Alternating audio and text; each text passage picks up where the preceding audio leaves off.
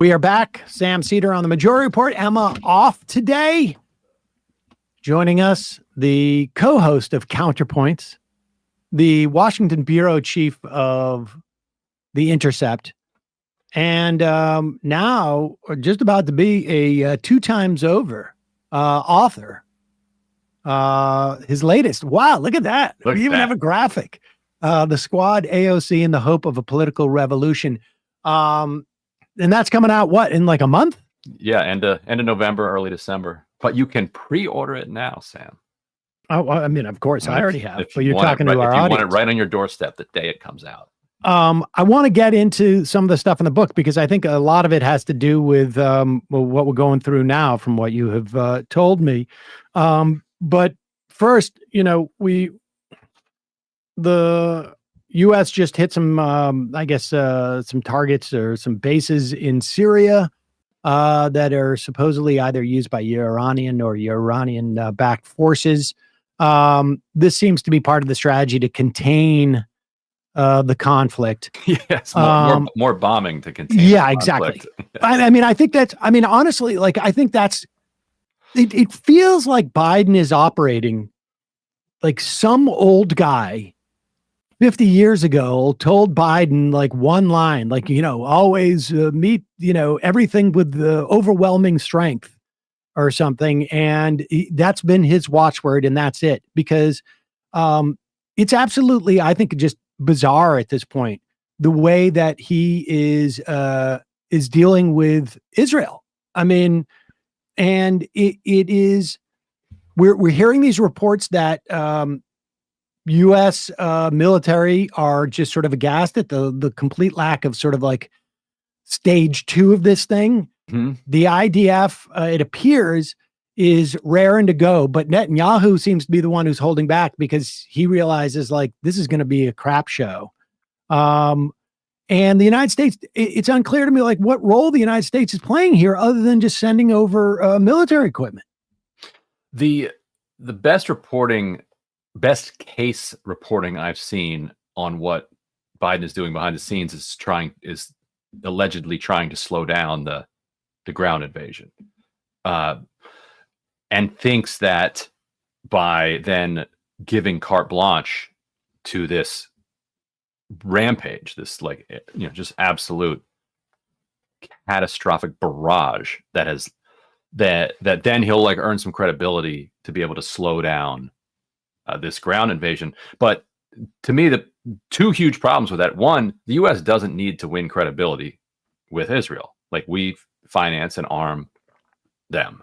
They have said publicly, we finance and arm them. What do you want us to do? Say no? Like, we do what this was what the Israeli defense minister said like, in regards to why they allowed for some humanitarian aid. Yeah. Right. So it's not like we don't need to cozy up to them in order to get them to do what we want them to do.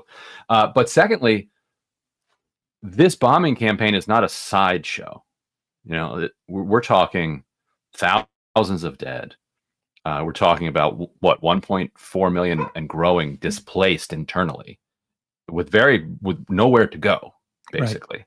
Right. With people running out of food, water for a couple hours a day at the best, no healthcare system, etc. So like, if you're facilitating that in order to stave off some bigger crisis, then I think you're missing the point, because you've produced the crisis. And I mean, that's I guess the point. I mean, I understand the idea of building credibility with a country that is supposedly not your ally. Right. But what more credibility do you know, it seems to me you're losing any type of like credibility as to leverage if you're sending over all these vehicles. It's one thing to provide, it seems to me, rhetorical support as a way of, but to send all of this like material seems to be sending sort of mixed messages. I don't know how you say pull back on this, but in the meantime, here are some up-armored vehicles for you to presumably go in and invade with. And to continue to publicly say, civilian casualties, they're just part of war. They're going to continue to be civilian casualties. And then to say, B, And you know what? We can't even trust the numbers that are coming out of there. Let's play this clip. I found this absolutely astonishing that that anyone could say this at that point, particularly anyone who, between the Israelis and the Americans, have the greatest ability to change the dynamic that Biden's complaining about here. In the 18 days since Hamas killed 1,400 Israelis, the Hamas-controlled Gaza Health Ministry says Israeli forces have killed over 6,000 Palestinians, including 2,700 children. You've previously asked Netanyahu to minimize civilian casualties. Do these numbers say to you that he is ignoring that message? What they say to me is I have no notion that the Palestinians are telling the truth about how many people are killed. I'm sure innocents have been killed, and it's the price of waging a war. I think we should be incredibly careful. I think not we, the Israelis should be incredibly careful to be sure that they're focusing on going after the folks that are propagating this war against Israel. And it's against their interest when that doesn't happen. But I have no confidence in the number that the Palestinians are using. Thank you, Mr. President. Very quickly. I mean, this is there. I mean, first off, and we should say that the health ministry released a list of over 6,500 who were killed in the Israeli bombing, and it is run by Hamas, and because Hamas is the government, provides government services there, everyone in the U.S. Government should be aware of that, because that is a function of, in many respects, what the United States did during the Bush administration. But if you think that you have no ability to assess how many civilians are killed, which is what Biden's saying, I mean, A, I don't know how you can go forward with a campaign saying we need to minimize civilian deaths. And B, there is a way to fix that. And that is to sort of, call for the UN to enter into this situation and essentially report back on what's going on. But there won't be, the US won't allow that either. Right, and there's a contradiction even in his own answer. He says, I don't trust those numbers, and also civilian casualties, it's just a price of war. So by saying it's just the price of war, that's a signal that it's okay. It's going to happen. It's unfortunate, and as John Kirby said, we're going to continue to express concerns in the future when it happens, but it's going to keep happening. We're going to keep doing it. But then to kind of couple that with this pretense that you actually think maybe the numbers are smaller and that Hamas is lying about them. And by the way, I think for people who are just tuning into this, it's completely reasonable for them to wonder, is Hamas inflating these numbers? Why on earth would we trust Hamas? Sure. When they're but Biden is not just tuning into this. Like, the State Department has been trusting Hamas's Ministry of Health to give casualty numbers for years. The UN has been trusting them. The human rights organizations have been trusting them, because after every war and bombing campaign, they go in and they count, they do the actual counts, and they have largely matched up. And so they have grown over the years to say, okay, the Ministry of Health actually puts out reasonable information. If people still doubt that, so for this week's podcast for the Intercept, Deconstructed, I interviewed a Gazan who has lost 46 members of his family so far in this killing. When I spoke to him last week, it was 37. And so since then, the Ministry of Health list has come out. He provided me with the list of his family members. They're on this list with their ID numbers. He told me about this before the list came out. Like, you're already seeing on people, I think, fueled by Biden's skepticism. Biden's basically saying fake news. You're seeing people online saying, this is just a list. Anybody can make a PDF. But I can tell you that we've been able to cross-check not all 6,474, I think it is, names, but the ones that we have checked are on there. So this is a credible list. And if they're serious about civilian casualties and getting it right, they can say, all right, here are the numbers. Let's run this through the United Nations. What does the United Nations say? If the United Nations needs better access, they could ask for better access. But that's not what's going on. What's going on is creating the moral infrastructure for more slaughter so that people can then just deny that it happened. Exactly. I mean, there's absolutely, I mean, according to Biden, there's absolutely no way we can know whether Who can know? Zero civilians have been killed or, 50,000. I mean, there's just no way for us to possibly know. We can't trust any number that we see. And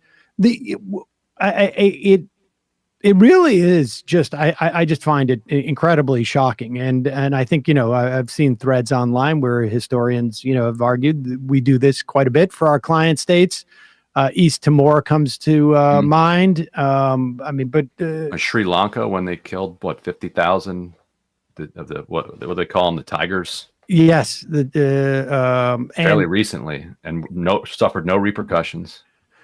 And but I guess from a political standpoint, the problem is that there's a lot more attention being paid on this, and it seems just absurd to make these arguments. And what has been striking, and I want to turn a little bit to what you've been writing about in your book, is we have now maybe close to a dozen, maybe a little more in members of Congress who have attempted to push for a ceasefire, haven't signed on to some of these censure votes that the House and Senate has taken. Bernie Sanders has been a little bit disappointing in terms of, to say the least, in terms of calling for a ceasefire. I think he called for a humanitarian pause. I'm not sure what that means. There obviously is something about, the word has gone out. We don't want you saying the word ceasefire. Right. He said the bombs from both sides should stop, but he won't say ceasefire. And you're like, well, what's the difference? Well, why is it? I mean, it's obvious. The difference is obviously either the Biden administration has said this is an unhelpful term for us, or what? Because, one of the things that was sort of a coincidence, although I don't know that it, I think this is what AIPAC had in mind. This AIPAC has been basically off the past 2 cycles, at least, been on a very explicit sort of discipline campaign for potential dissenters in a situation like this in Congress. Tell us about it in the context of your book. Yeah, it was really kind of surreal to go back over it, because I just did the recording for the audiobook over the last couple of weeks, and I hadn't looked at the book for 6 months before that, and to see it in the context of this war was an odd experience. But you're right. It really goes back to February of 2019, and it goes back to the election of the squad in general, but in particular Ilhan Omar and Rashida Tlaib. And February 2019 is when Democratic Majority for Israel, DMFI, launches. And it was launched, I report in the book, with basically the support of AIPAC. Like, if you gave money to DMFI, then that would count kind of toward your dues, your credit to AIPAC. Because, depending on what kind of tier you are at AIPAC, you get different perks. At the AIPAC conference, you might get a private meeting with Schumer, or you get to meet Kevin McCarthy with a handful of other people who gave $1 million plus, and at 5 million it's a different perk. 500. So if you gave money to DMFI, that would count towards AIPAC, because AIPAC was still doing grassroots. They hadn't gotten into the super PAC game yet, so they let DMFI do that in the 2020 cycle. But then in the 2022 cycle, AIPAC got into the game as well.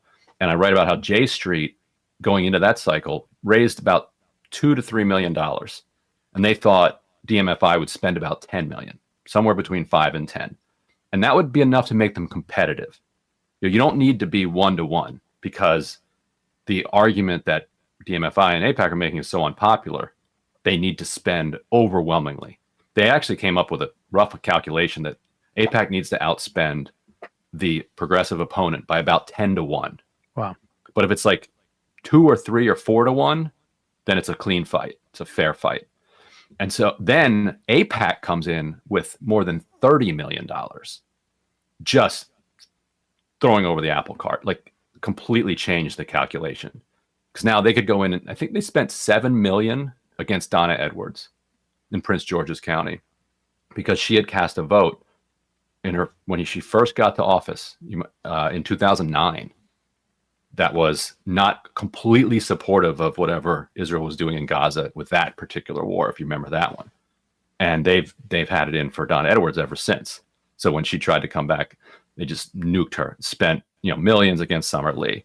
Nida Alam, if you remember her, she was the first Muslim elected in North Carolina. Her friends were the ones who were killed in that very famous Chapel Hill hate crime, where like 3 or 4 Muslim men were killed, and she decided to get into politics, and she was elected a Durham County commissioner. She ran for Congress. They spent like $6 million to beat her, and they only beat her by a few points.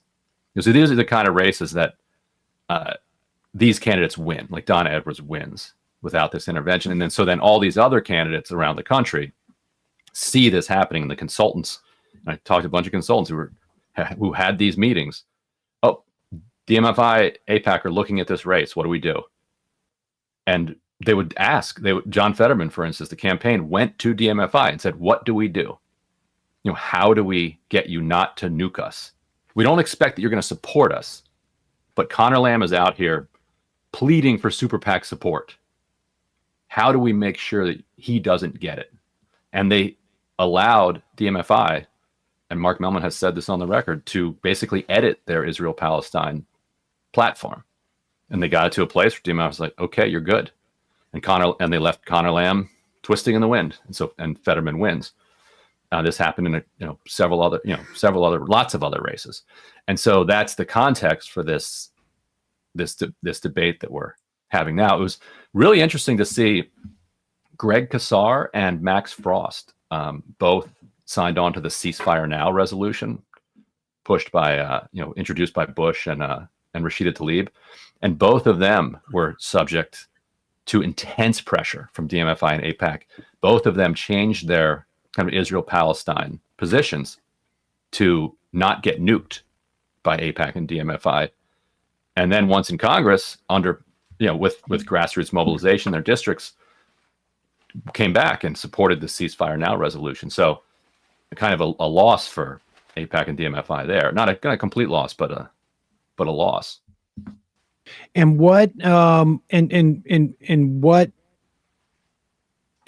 has DMFI or AIPAC said about Kazar and Frost? They haven't said anything publicly, and they both voted, for that resolution that justifiably condemned Hamas, supported Israel, but said nothing about Palestinian civilians. That's the one that I think 9 Democrats voted against because it didn't mention Palestinian lives. So they're not all the way there, because they're cross-pressured intensely. But you wonder, like, are they going to whip up a primary challenge? And that's what, and everybody's wondering that. Like, now for Fetterman, the question is not, he's so popular, he's not going to get a primary challenge, but as a swing state, are they going to put $20 million behind a Republican, what next time he runs? So, but it's in the back of the sheer amount of money is just in the back of everybody's mind, to the point where you don't have to spend it in most districts. What do you think explains Bernie Sanders' hesitancy to say the word ceasefire on this? So my sense from people in his orbit is that he is intoxicated, wouldn't be the right word. He has never before had the ear of the president of the United States throughout his career, including Obama and so on. Biden, he has Biden's ear. But he and Biden were like lockstep on a lot of domestic policy throughout 2021. He has further domestic policy goals that he wants to push, and I think he's just not willing to break from Biden and risk that. Now the problem there, I think, and he might not know this, everybody has Biden's ear. Like if if you're in the House or Senate, even in the House, you want to call Biden, Biden will take your call. That's just kind of the kind of politician that he is. And separately, whatever domestic agenda Bernie has for the rest of 2023 and 2024 is not going anywhere. It's not like Speaker Mike Johnson is going to allow anything that Bernie likes to go through. But that's the best read that I've been able to get. But it's been, there's been a lot of disappointment from his supporters. 300 former staffers, was it? Yeah. More than 300, probably closer to 400 by now, probably, because names keep getting added to it. And theoretically, his calculation is my coming out and supporting a ceasefire is not going to do anything anyways. Right. And that's how you could tell yourself that. Yeah. And it might be true. It might be true, but it also might provide oxygen and sort of some type of cover for particularly people in the House, maybe other senators, unlikely other senators, but certainly people in the House to come out and stake out this position. If a senator is doing it, it becomes easier in some ways for a congressperson does. And he doesn't have to, a House person, he doesn't have to worry about AIPAC coming after him. And I don't think he cares about that. I mean, I don't think he cares about that at all. It seems to me that he's doing like a Biden credibility junket in the same way that Biden supposedly is with Israel. But, there's other ways, it seems to me, that Bernie Sanders could be helpful to Joe Biden. There's an election coming up. I don't know if you've heard about that. I also think it's a miscalculation that Biden would care if Bernie introduced a ceasefire resolution. At the very least, it is more of a story that he's not. Right. Because he has maintained this type of position and, and this role, if you will, for decades in one form or another. And the idea that he's not doing it is that much more of a statement than if he was doing it, frankly. Right. If he did it, Joe Biden would be like, well, that's Bernie. Exactly. It's not like he wouldn't talk to Bernie anymore. It's quite something to see. It's incredibly disappointing, and particularly in the context of like what's happening. It's it's shocking in many ways. Let's talk a little bit about the Mike Johnson. What is the take? Well, first off, I mean, I think it doesn't take long to read into Mike Johnson being some people will say a Christo-fascist, some will say a Christian nationalist, some will say a theocrat. I don't think from an academic perspective any of those things are wrong. I mean, frankly. But we do know that the founders let's play this clip of Mike Johnson when this was his acceptance speech. All my colleagues here, what I told the Republicans in that room last night. I don't believe there are any coincidences in a matter like this. I believe that Scripture, the Bible, is very clear that God is the one that raises up those in authority. He raised up each of you, all of us. And I believe that God has ordained and allowed each one of us to be brought here for this specific moment in this time. This is my belief. I believe that each one of us has a huge responsibility today to use the gifts that God has. If you were a coronated king, I don't know, 800 years ago, this is not terribly different from what you would say. Yeah. And you can look at his speeches throughout the years. He's very, dominionist or, whatever the different words are for it, deeply into that world, just as deep as you could possibly get. And more keeps coming out. The question to me is, does the public know who the new speaker is? Do they care? But the Republicans have been good, and we talked about this on Counterpoints this week. Republicans have been pretty good about shutting up about abortion and trying to muffle their extreme social conservative wing, regardless of and kind of allowing the Supreme Court to do the dirty work. Yes, the memo has gone out, and the anti-abortion groups are not They're not getting arrested, demanding they, a 0-week abortion ban. And so this is kind of, this undermines that, because, you scratch the surface of the House Republican Party, and this is what you find. Like, he very much represents that House conference and a huge wing of that party. And so he just bubbled up through this process. Well, I want to get more into that process, but I want to speak to this point, because this guy has said some really incredible Wild things. Yeah. First off, just that clip we just played, he's basically saying we're not here because we were voted by the people. We're here by God's will. And it's one thing to say, like, I've been blessed by God, and we couldn't have won this championship if it wasn't for God steering us. But you're not appointed by God. God does not raise you up. You have to be elected. You serve not at the pleasure of God. You serve at the pleasure of the people. Right, but there's a whole tendency. Right, they don't believe that. They don't believe that. Right. But this whole thing where he is like pulling back on stuff, because of to be quiet about abortion. He was on Fox last night with Sean Hannity, and do we have him saying anything about the about abortion on there? He basically says, here, play this clip of him saying, you hard. Specifically, I'll give you two big issues. One on the issue, you once worked for the Alliance Defense Fund, a Christian advocacy group, and comments you had made both in writing and advocacy for this group about homosexuality, calling it sinful, destructive, and not supporting gay marriage.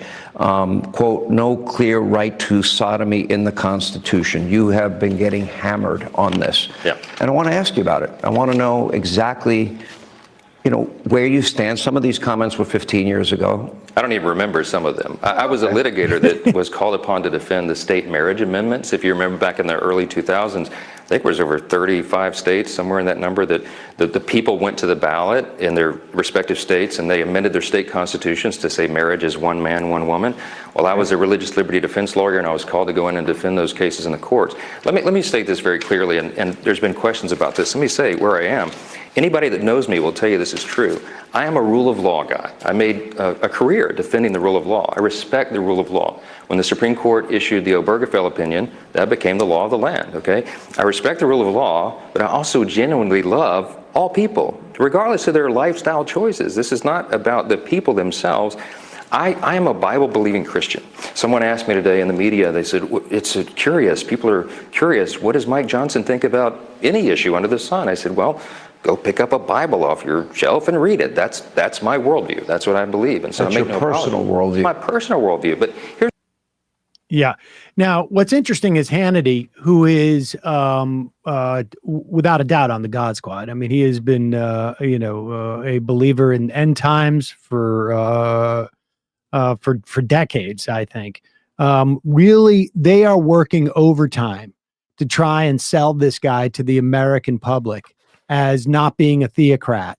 And this whole plan of like outsourcing this stuff to the Supreme Court when necessary and just waiting. But this is this is about maintaining the House in 2024. But I don't think it's going to help them. Their biggest handicap is abortion, because in every race where abortion rights were plausibly on the ballot, whether it was a state legislative, a contested state legislature, a governor, or an actual ballot measure, turnout absolutely surged among young people and among women, and it benefited Democrats.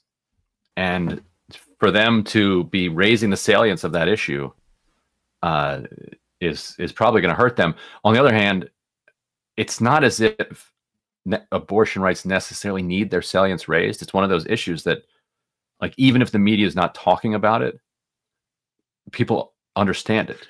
Like, so it's one of those unusual issues in that sense that that it doesn't necessarily, but I doesn't do go think away just because the media stops talking. But I'll tell you something. I'll tell you where it's going to make a difference.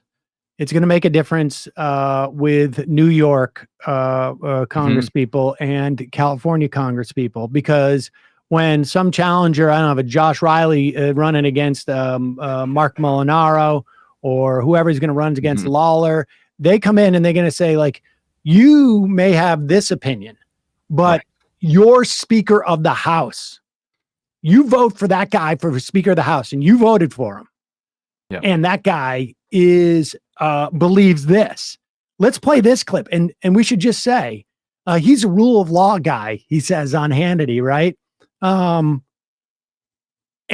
some of those comments were so long ago, he can't even remember. This is one from 2016. I know it's a long time ago. That's almost 7 years ago, but I'm pretty sure this was a settled matter 7 years ago.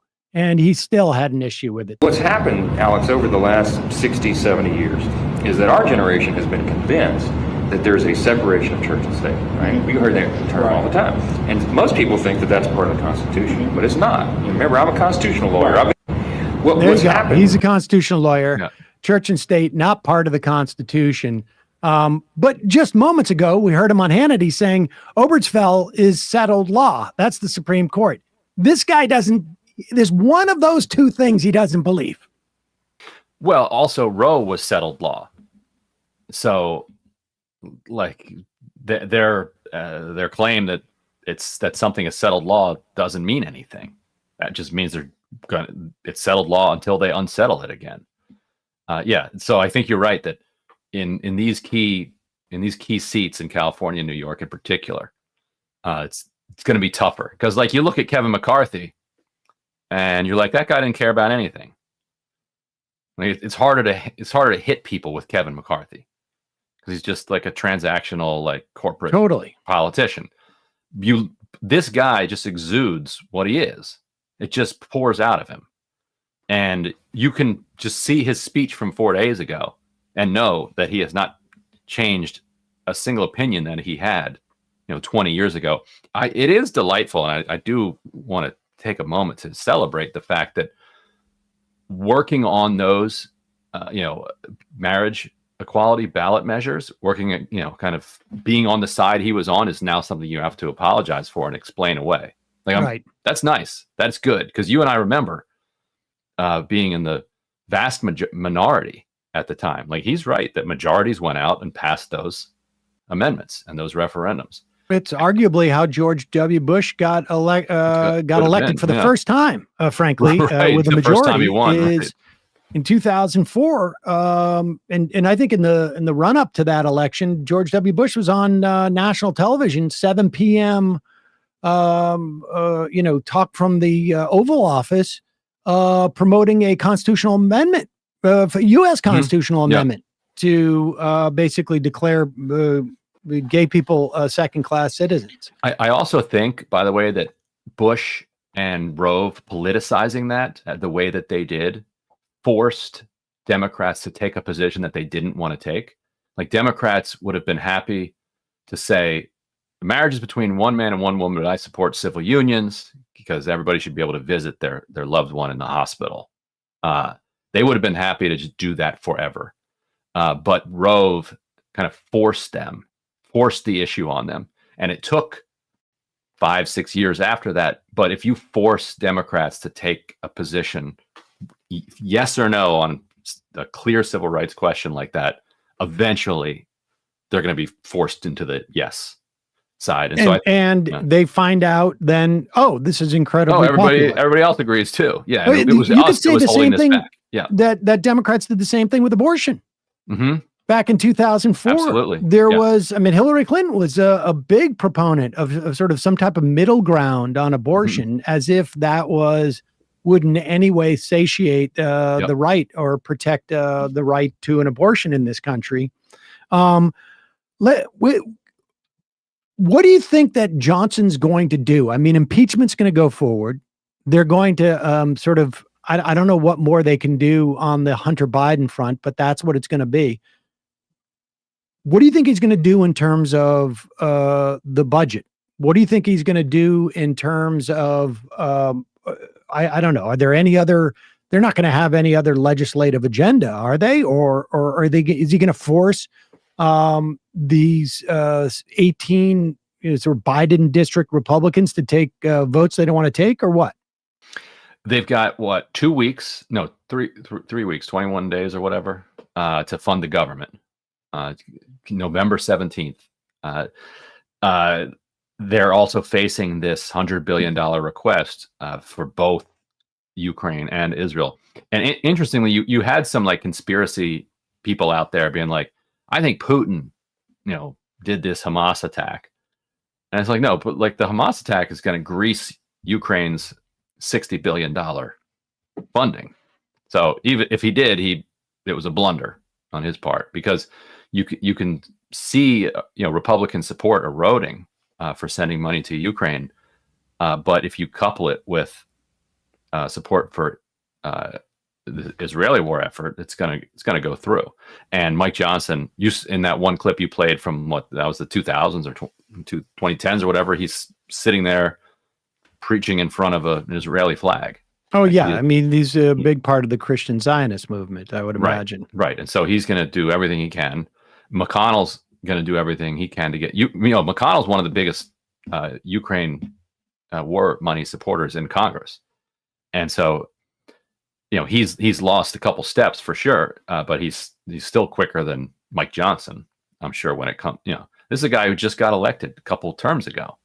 What do you make of Mike Johnson's supposed inability to raise money? Is that going to be sort of a corrected once he becomes Speaker of the House? I mean, I imagine he's going to be able to raise a lot more, but can you really go from, I mean, what do you need to have developed these relationships over years and years and shown that you can deliver before you get that money, or no? Like, what happens? It helps. Like, you would think that just self-interest would be enough for the big money to just flow, that Republicans shouldn't even have to ask for it.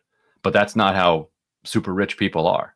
Like, you actually have to shake them down and wine and dine them, and make the calls and do the dinners, and have the fundraisers, and then they give you the money. McCarthy apparently, and it's hard, I don't see it, but he was an incredible fundraiser. He was a charmer. Somehow he knows how to turn it on in private in ways he can't in public. And one of the reasons I think that Democrats were so unwilling to help him, people were like, why won't they just do this? He's fine. Like, what are you throwing?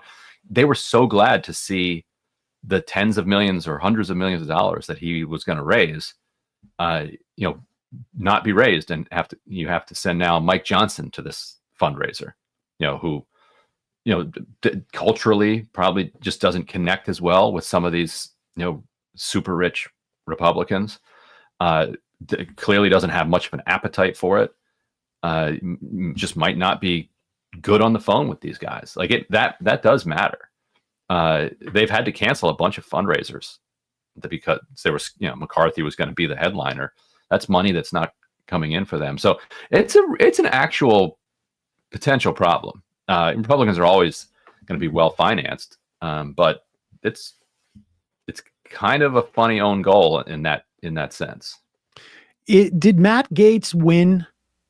I mean, what is Matt Gaetz's game? Because it seems to me that Matt Gaetz is not really long for the House. Like, I mean, I don't know. You'd have a better sense of this, right, having done all this reporting on the House, but he doesn't. I mean, his preferred candidate may have ended up there, but that's a function of there's a lot of religious zealots within the Republican Party. I mean, that is literally their base. I mean, the fundamentalists. So it's not terribly surprising that person ended up. But Matt Gaetz himself, is he going to be able to do anything in the future? If you believe Kevin McCarthy, and there's plenty of reason to believe him on this point, that a significant amount of this was driven by the ethics investigation that Gaetz, if you want to put it in the best light, felt like McCarthy was waging against him in an unfair and retaliatory kind of way. So he's going to take out McCarthy. In a different light, you would say he's got this investigation underway and wanted a political way out of it, and tried to get it stopped, failed, and so then took McCarthy out, and now we'll say that, well, this is retaliation. So if you believe all that, then how this plays out for him depends on how things play out after, if and when the investigation comes out and what happens there. Secondly, it also depends how what they do from here. Like, these are, I think it's fair to call them some procedural maneuvering wins on the inside. Like, they've got a more right-wing person in the speakership than they had beforehand. But that's just putting people on the field. They now have to execute on that. If they lose the government shutdown fight, or if they lose, they could still, they have to put points on the board here. It's not just getting out there. So it could be. We'll see. Did you see, by the way, that he outed?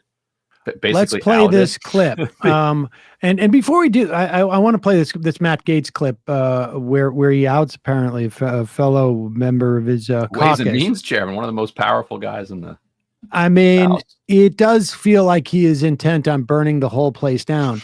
But does the election of Mike Johnson signify that the Republican caucus, it used to be they would pander to these right-wing people and sort of leverage their electoral base? Does this signify that this is no longer about like a small base, but rather this is the mainstream of the party? Yes, there. At the same time, there's the kind of Bannon and Gaetz wing of the party, which has millions of people who are listening to his podcast and responding and getting into activism. And it was interesting. They sort of got Bernie broed. Did you notice this? Because they played. They were hammering the phones for Jim Jordan, and somebody called a member of Congress's wife and was like totally vicious, left like brutal voicemail. They played that and they're like, look at all these crazy Bannon Gaetz people who are just like.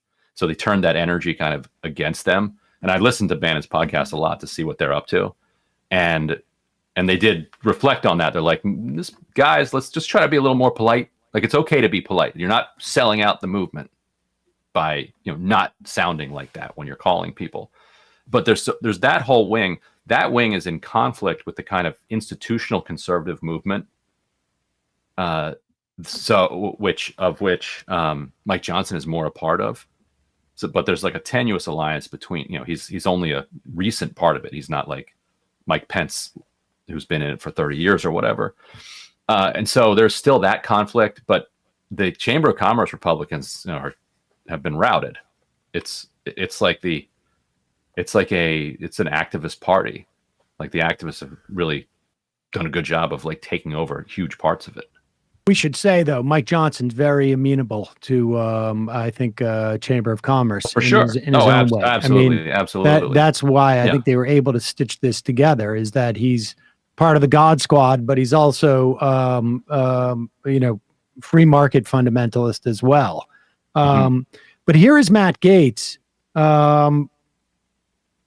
responding to Jason Smith. Like you say, I think he's the youngest Ways and Means chair ever. Sounds right. Yeah. On Gaetz's radio show.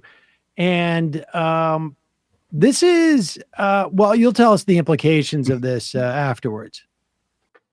Kind of stuff. It's simply not true. I know the dynamics of the 20 people that voted against Steve Scalise, the 25 that voted against Tom Emmer, and the 22 that voted against Jim Jordan. They were not the same people. They were all different people, and it was for different reasons. So Matt Gaetz is a foolish liar. A foolish liar. We are back live. Jason Smith says, if my lips are moving, I'm lying. Well, you know what? If Jason Smith is breathing, he is living a lie. There might not be another member of Congress who lives a lie every day more than Jason Smith. And Jason Smith knows exactly what I'm talking about. And by the way, so does almost every member of the House Republican caucus. So there's a good deal of projection in Jason Smith calling me a liar when it's Jason Smith who literally has to live a lie. And I honestly pity him for that because, it wouldn't be something that I wouldn't live that way. I'll just put it that way. So, Jason, I would check yourself before you come at me with any accusations of being dishonest about what I say when you're dishonest about how you live and what you do. He says the blood is on my hands for 22 days of not, I guess, sending money to Ukraine or whatever else they wanted to do. Interesting times we live in.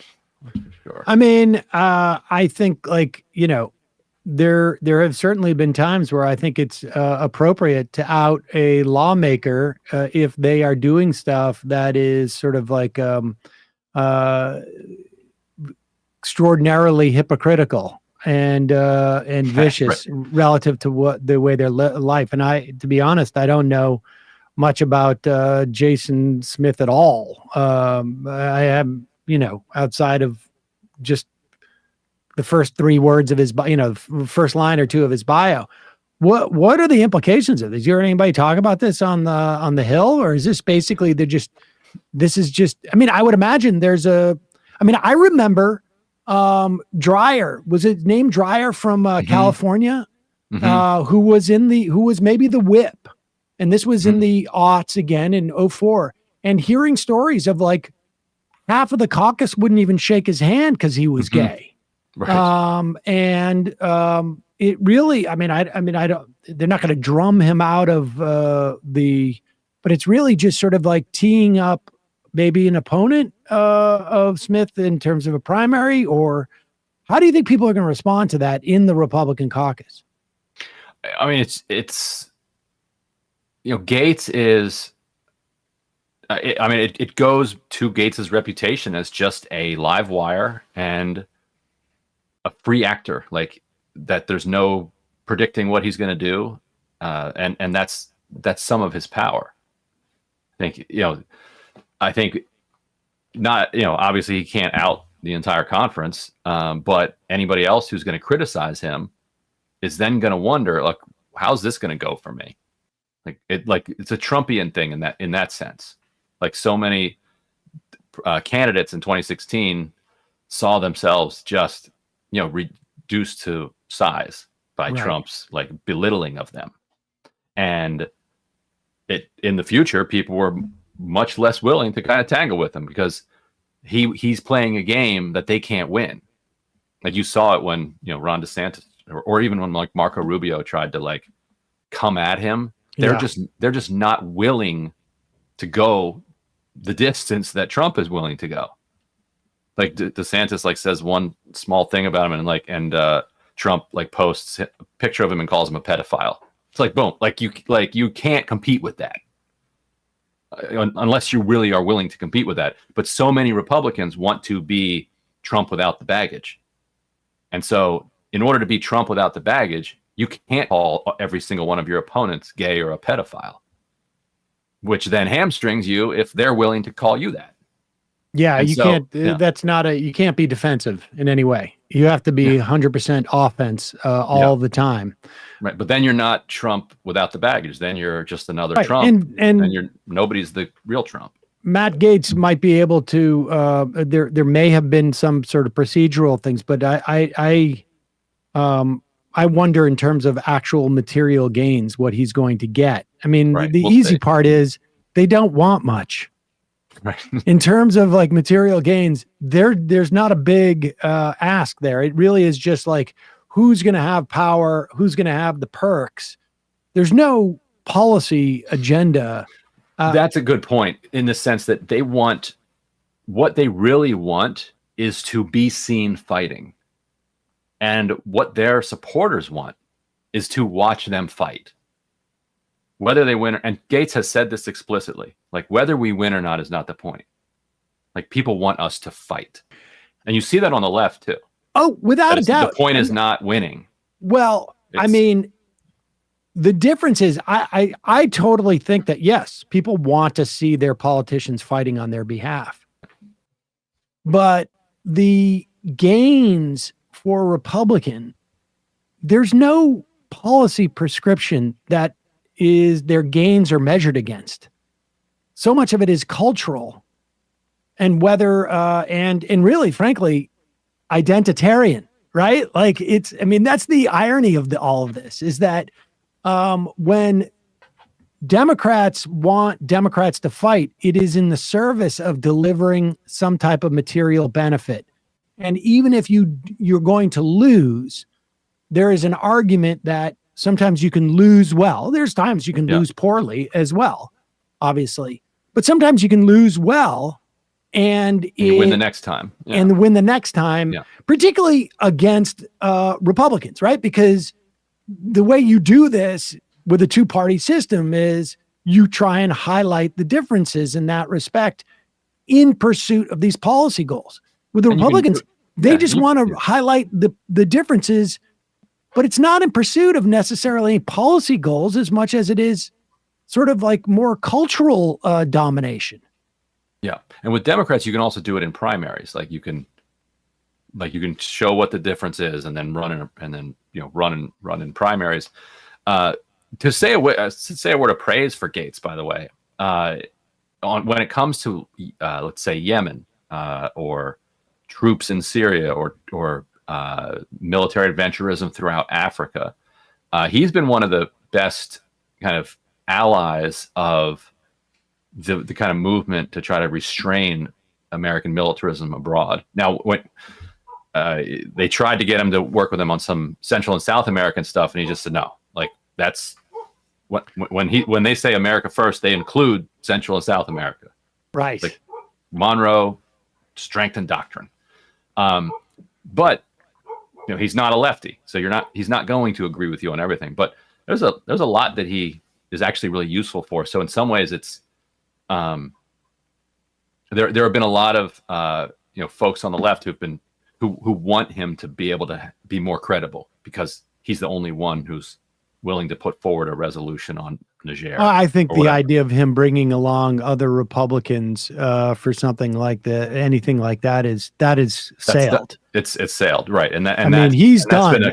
Yeah. He may be able to benefit himself, but he's not going to be. He's not. So that's been a casualty of this. Yeah, he's not capable of bringing any type of coalition along. He's one vote essentially, and it remains to be seen if Mike Johnson will allow one vote to vacate his speakership as McCarthy did. I mean, that was we'll see if he's going to institute that. Ryan Grimm, always a pleasure. Thanks, man. Good time. Folks can find your book where? All over. To pre-order. Yeah. I mean, it's on Amazon, but if you hate Amazon, you can find it all over the place. It's published by Holt or Macmillan. So wait, what happened to your publishing outfit? Oh, Amazon gobbled that entire thing up. They did? Yeah. Amazon makes being a small business basically impossible in publishing. Yeah. It's like because they take everything. They own Kindle, they own Audible, they own the people that produce the books, like actually print them. They own the like audiobook production side. And so they figure out exactly what you're going to make and take like 99% of it throughout the process. Nice. But we're still doing it like for books that nobody else will publish that we think really deserve an audience. But Amazon has made sure that nobody can like you can't like make a sustainable nonprofit out of it. That sounds like a good antitrust issue. Yeah, it really is. It's like they have completely controlled it and they just soak up all of it. Yeah. So, but yeah, you can buy the book on Amazon. There you go. There you go. That way, or wherever you get a book. Yeah. The Squad, AOC, and the Hope of a Political Revolution. Ryan Grimm, thanks so much. Appreciate it. Yep, you got it.